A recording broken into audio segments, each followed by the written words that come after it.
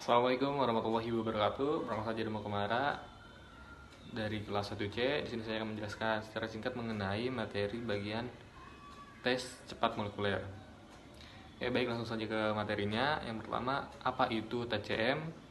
TCM atau singkatan dari tes cepat molekuler yaitu alat untuk mendiagnosis tuberkulosis atau TB. Nah, alat ini biasanya digunakan untuk mendeteksi ada tidaknya infeksi TB pada pasien. Fungsinya yaitu mendeteksi bakteri penyebab tuberkulosis dengan cepat dan akurat dari sampel dahak pasien. Nah, saat ini TCM menjadi pemeriksaan utama untuk diagnosis TB di Indonesia.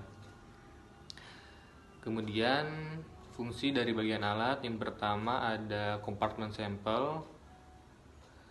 Nah, di sini tempat sampel pasien biasanya seperti dahak dimasukkan untuk pengujian. Kemudian ada tempat kartrid atau reagen. Nah, ini tempat untuk menampung kartrid atau reagen yang diperlukan untuk pengujian spesifik yang sedang dilakukan. Nah, dalam kasus mesin TCM, kartrid ini berisi reagen yang diperlukan untuk memperkuat dan mendeteksi bakteri tuberkulosis. Contoh gambar seperti ini. Kemudian yang ketiga ada unit pemrosesan. Ini adalah jantung dari mesin dan bertanggung jawab untuk melakukan langkah-langkah amplifikasi dan deteksi. Nah, ini mungkin melibatkan siklus pemanasan dan pendinginan untuk memfasilitasi reaksi kimia yang diperlukan untuk pengujian. Kemudian yang keempat ada detektor.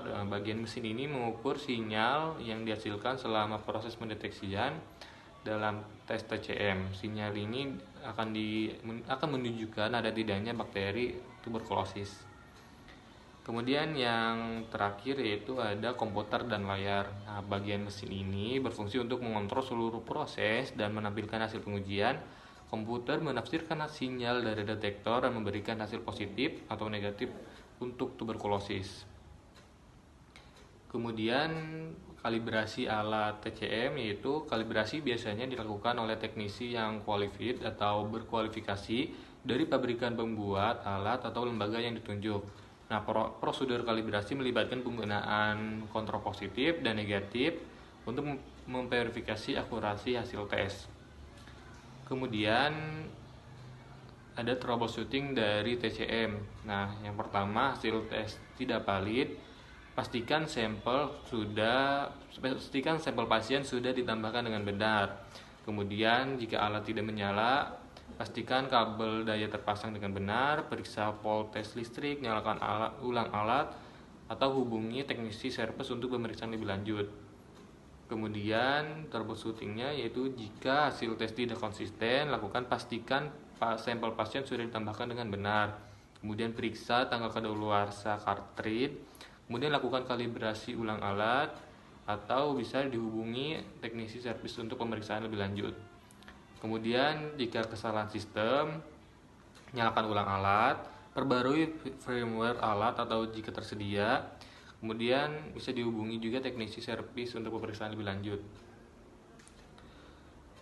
Nah, selanjutnya contoh pembacaan data TCM dapat dilihat di gambar ini.